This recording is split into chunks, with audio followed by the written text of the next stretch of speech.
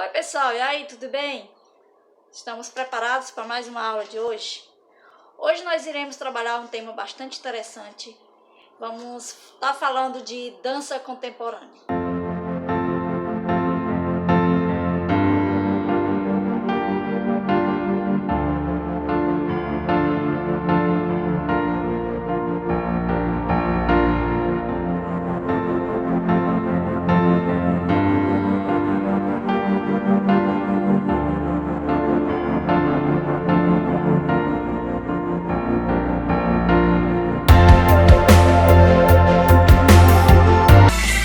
Embora nem todos nós somos bonzinhos dançarinos, né? Mas sempre gostamos de ver alguém dançando, sacolejando o esqueleto, né? Isso faz parte. Bom, a dança, ela é uma das três principais artes cênicas da antiguidade, ao lado do teatro e da música. No Antigo Egito já se realizavam as chamadas danças astrológicas, em homenagem a Osíris. Na Grécia, a dança era frequentemente vinculada aos Jogos, e em especial aos Jogos Olímpicos. A dança caracteriza-se pelo uso do corpo, seguindo movimentos previamente estabelecidos, que é o que nós chamamos de coreografias, ou improvisados, que nós conhecemos como dança livre. Na maioria dos casos, a dança com passos ritmados, ao som e compasso da música, envolve a expressão de sentimentos potencializados por ela. Muito bem. A dança ela pode existir como manifestação artística ou como forma de divertimento ou cerimônia. Atualmente, a dança manifesta-se nas ruas, em eventos como videoclipes ou em qualquer ambiente que for contextualizado o propósito artístico. Então, dia 29 de abril, comemora-se o Dia Internacional da Música. Bom, a música, ela pode auxiliar no tratamento de doenças como diabetes, síndrome de pânico, transtorno bipolar, depressão e até alguns tipos de câncer. A dança pode ser considerada um remédio que melhora a saúde física e mental. Isso porque ela mexe todo o corpo e toda a mente da criatura, certo? Então aqui, eu pesquisei algumas curiosidades bem interessantes sobre a música. Uma delas é que a palavra dança deriva da palavra atnos, que em sânscrito significa tensão. A outra dica interessante que eu achei foi que a utilização da música, da dança, aliás, foi inicialmente utilizada para rogar favores aos deuses, homenageá-los em vazão dos sentimentos pessoais e fé, ou expressões ligadas ao acontecimento de grupos sociais, além de proporcionar destreza para a guerra ou para a caça. Terceira dica interessante é que a música em Roma e na Grécia, principalmente na Roma, ela era considerada um espetáculo e era reservado somente aos profissionais. Mas foi no teatro grego que a dança tomou a conotação de diversão, incluindo o canto e a pantomima. Outra, o primeiro baile de dança de sala, ou seja, a primeira festa utilizada que foi apresentada uma dança, ela foi num baile que ocorreu em 1385 em Amis, no casamento de Carlos VI com Isabel Bovieira, em função dos mais importantes da nobreza. A nobreza da época que estavam presentes nesse evento que era um clássico dos clássicos, casamento de uma pessoa famosa, um imperador. Outra dica interessante é que os principais polos de dança foram a Espanha, Portugal e França e Áustria. Não quero dizer que eles foram os únicos criadores, mas foram os primeiros a divulgar a dança para o mundo, através da sua influência cultural. Outra, canais de percepção. Ouvindo sentimentos, movimento, coordenação do movimento e projeção do movimento. Então, esses são os canais de percepção da dança. Porque para dançar, seja qual for o ritmo, estilo ou modalidade, não basta saber a coreografia. Precisa de uma série de fatores que vão existir em movimento entre os dançarinos e a música e o que chamamos de canais de percepção. Então, existem dançarinos famosos que se destacaram ao longo de suas carreiras pelas técnicas que alcançaram e pela beleza de seus movimentos. Em nossa história, não poderíamos dizer que a dança foi concebida como a capacidade de compor com o movimento do corpo. Com esses movimentos, são criadas figuras de dança que, por sua vez, criam um trabalho entre si, uma composição coreográfica definitiva.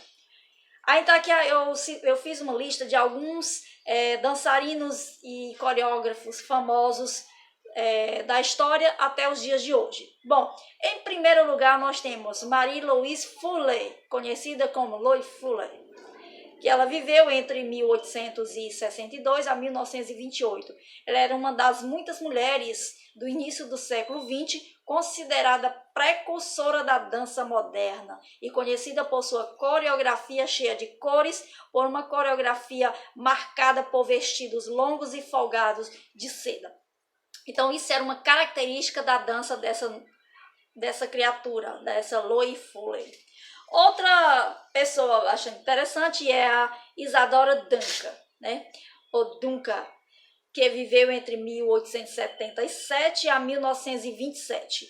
Alguns até a batizaram como a mãe da dança moderna. Ela era ativista e defensora dos direitos das mulheres, coreógrafa e professora de dança. Aí, em terceira posição nós temos Hammer Ho. Graças aos movimentos soltos das costas e do tronco, ela enfatizou a fluidez e a liberdade de suas danças como uma técnica nascida do movimento físico da improvisação. Ou seja, ela buscava muito a questão da dança dentro dos movimentos improvisados. E ela viveu entre 1893 a 1992. E nós temos uma outra mulher aqui também bastante interessante, chamada Martha Green, que viveu entre 1894 a 1991. A maneira diferente pronunciada pela qual ela contraiu e relaxou os músculos, juntamente com o controle com a qual aterrissou no chão. Então isso foi a assinatura pessoal que a tornou mundialmente conhecida. Para não falarmos só de mulheres, porque afinal a dança não é apenas destinada a mulheres, mas é uma arte unissex que envolve homens e mulheres. Eu trouxe também alguns homens aqui famosos no mundo das danças. O primeiro é Charles Windman. Um dos 4 grandes americanos, focou seu trabalho na expressão da gravidade e ele viveu entre 1901 a 1975. Um outro homem também, ele é o Eric Hawkins, que viveu entre 1909 a 1994. Ele foi o criador do fluxo, conhecido como fluxo livre. Foi marido de Martha Green e os dois se apresentaram por vários anos no decorrer das suas vidas.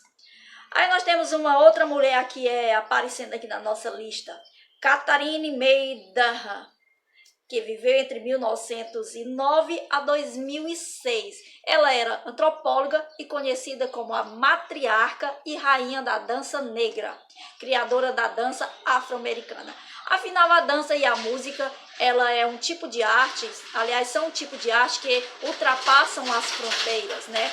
A dança e a música, ela não escolhe apenas uma classe social em si, ela abrange homens, mulheres, independente da sua cor, classe social ou religião, ok? Aí nós temos também um outro homem aqui conhecido como Victor Ruller, de 1947. Dançarino, coreógrafo e diretor de espetáculos e danças espanhóis. Ganhou vários prêmios de dança na Espanha. Então aqui vocês perceberam que só aparece uma data, 1947, porque ele ainda está vivo, certo? Não fazemos confusão entre as datas. Aí nós temos também um outro homem aqui também, um outro dançarino bastante famoso, que é o Fred Astaire.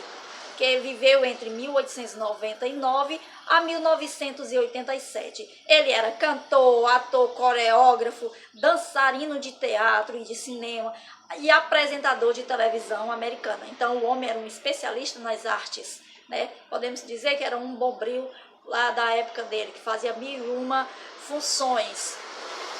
E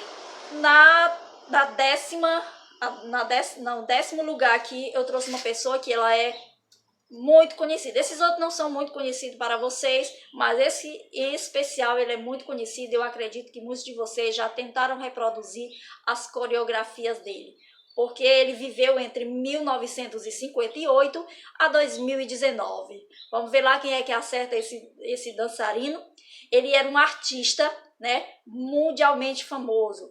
O seu estilo era moderno, as suas coreografias são lembradas como uma das mais influentes da cultura pop. E ele foi o primeiro cantor, dançarino e bailarino que criou os videoclipes no seu show. Exatamente, estou falando de Michael Jackson, esse artista que muito fez falta no meio artístico, com as suas performances maravilhosamente ensaiadas e coreografadas. Bom, deixando de lado um pouquinho esses artistas, vamos passar para um outro assunto, dando continuidade. Algumas danças e coreografias mais famosas da história. Bom, não existiria a dança se não houvesse a música. E a música e a dança é o improvisar de coreografias, como eu já falei lá no início do vídeo, né? Então eu trouxe aqui algumas coreografias que ficaram famosas ao longo da nossa história. Algumas delas não são tão conhecidas para nós que vivemos nesse século, mas foram muito importantes para as pessoas do passado. E hoje nós temos alguns resquícios sobre essa história, né? E algumas delas talvez vocês já até assistiram. E eu vou colocar aqui algumas para conhecermos, né? Então a primeira da lista, uma das mais famosas, é o Quebra-Nozes. Aí nós temos Romeu e Julieta, que vai nos remeter lá para Shakespeare, né? Quando falamos de teatro, a gente já lembra de Shakespeare. Aí nós temos A Bela Adormecida, Dom Quixote, O Lago do Cisne, Gisele, Sonho de uma Noite de Verão, Cinderela, La Bayade, Le Sangre do Princes. Então, assim, são algumas coreografias que ficaram famosas em toda a história. Bom, como A Bela Adormecida, Dom Quixote, Lago do Cisne, Cinderela. Então, assim, nós somos até acostumados a conhecer elas através dos desenhos animados, né? Porque acabou virando uma animação da TV.